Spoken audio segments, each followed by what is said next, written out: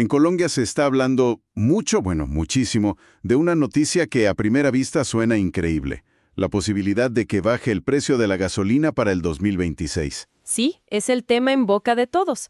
Pero, como casi siempre, detrás de un titular así tan llamativo, pues hay una historia mucho, mucho más compleja.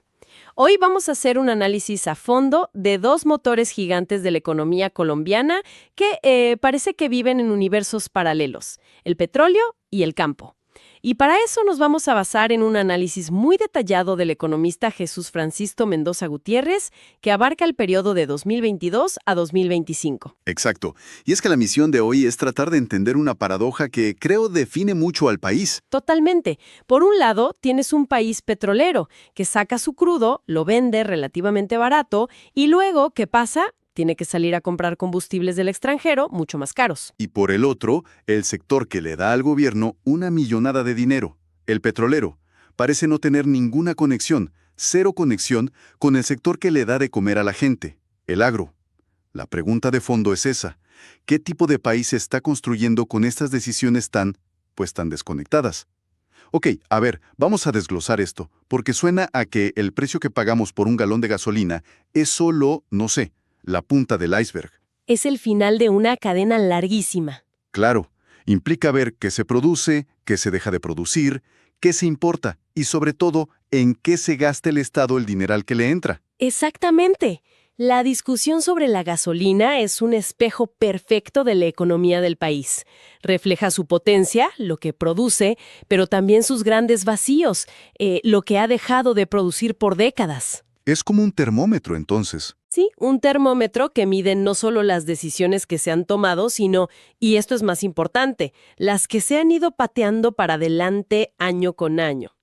Pues empecemos por ahí, por la paradoja más grande. Colombia es un país petrolero. Eso está clarísimo en las cifras de exportación. Pero el análisis de Mendoza es, bueno, lo dice sin pelos en la lengua. Es un país extractor, no un transformador. O sea, saca la materia prima barata, el crudo. Y luego tiene que salir al mercado internacional a comprar los productos terminados, como la gasolina o el diésel, que obviamente son muchísimo más caros. Y los números, híjole, son contundentes. Para que nos demos una idea, en 2024 el petróleo solito fue el 30.3% de todas las exportaciones del país. 30%. Es una barbaridad. Y para finales de 2025 la proyección es que suba hasta el 35.4%. Es la principal fuente de dólares, no hay duda. Pero, y aquí es donde la cosa se pone rara, en ese mismo 2024, Colombia tuvo que importar más de 7,000 millones de dólares en combustibles. A ver, déjame entender eso. Entra una cantidad enorme de dinero por vender petróleo, pero casi al mismo tiempo sale una cantidad también enorme para comprar. Básicamente el mismo petróleo, pero ya procesado. En esencia, sí. Porque la capacidad de las refinerías que hay en el país, como la de Barranca Bermeja o la de Cartagena, simplemente no da abasto. No alcanza para cubrir toda la demanda interna. Y eso se ve en las cuentas generales del país, ¿no? En la famosa balanza comercial. Justo. Piénsalo como el estado de cuenta de un país con el resto del mundo. Lo que vende, menos lo que compra. Pues Colombia lleva años con esa cuenta en números rojos, con un déficit constante. Y el análisis da un dato que lo deja muy claro. Solo en octubre de 2025, el déficit fue de 1,913 millones de dólares. ¿En un solo mes? Es que es como tener un negocio que vende muchísimo de su producto estrella, pero que luego se gasta gran parte de las ganancias en comprarle a la competencia los accesorios que necesita para funcionar. No suena un buen negocio a largo plazo. No, para nada.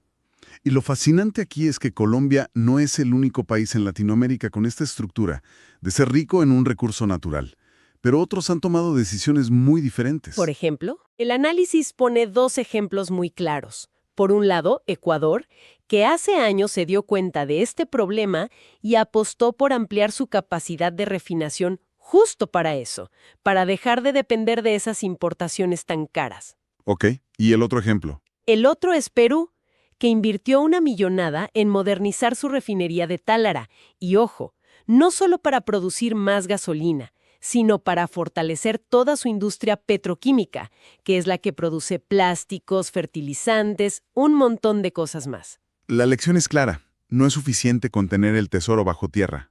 No, el verdadero valor, el desarrollo, se genera cuando lo transformas. Eso tiene todo el sentido del mundo. Entonces la pregunta del millón es, si la plata del petróleo no se está usando para modernizar la propia industria petrolera, para construir más refinerías o hacerlas más eficientes, ¿a dónde se fue todo ese dinero?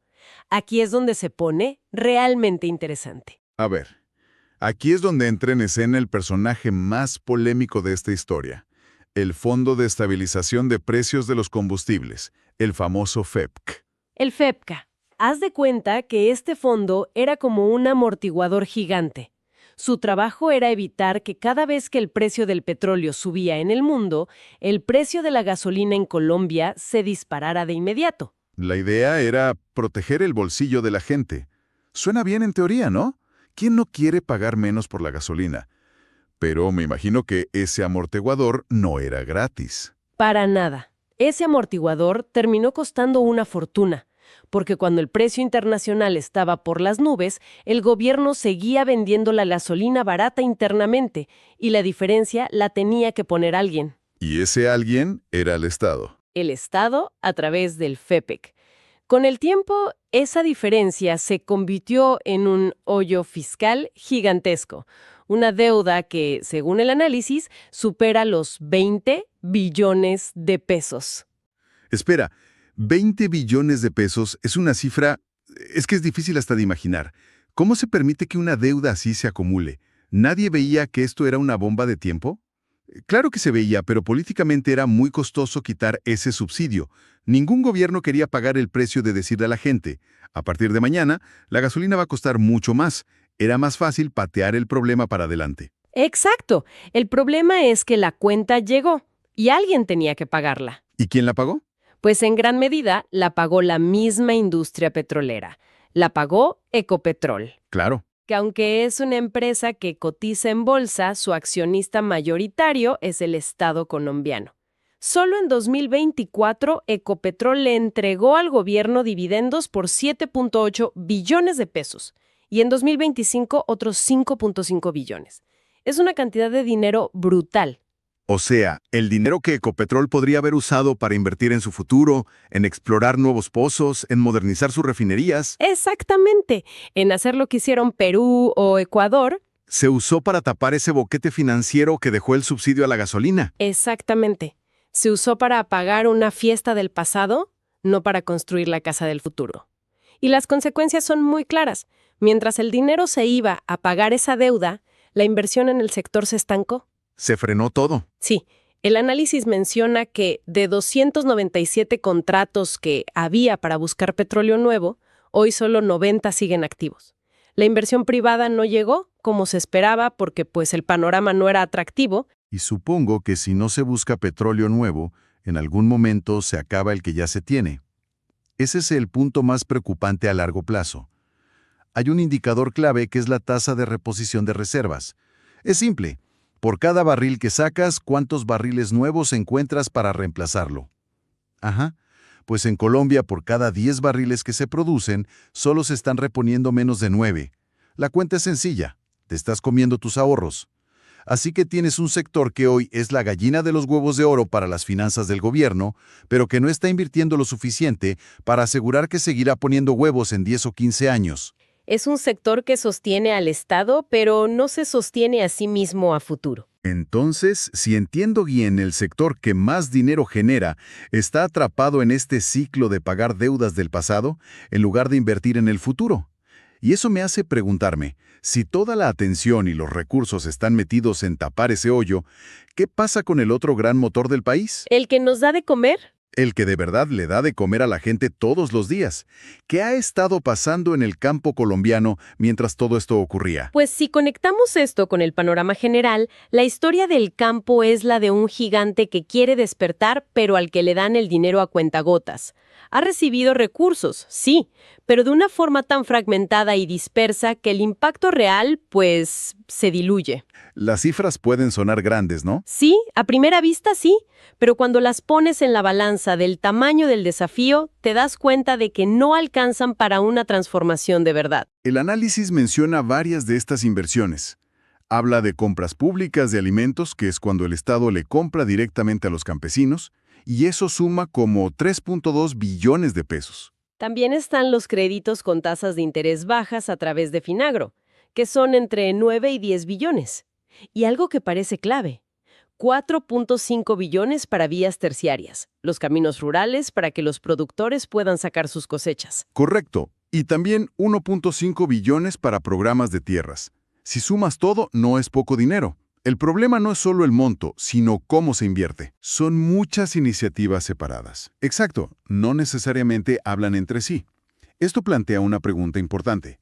¿Se está invirtiendo en muchos programas pequeños o se está invirtiendo en una estrategia grande y coherente para el campo? Y la respuesta del análisis parece ser que no, que son esfuerzos loables pero insuficientes. Por un ejemplo que me pareció tremendo, la inversión en sistemas de riego.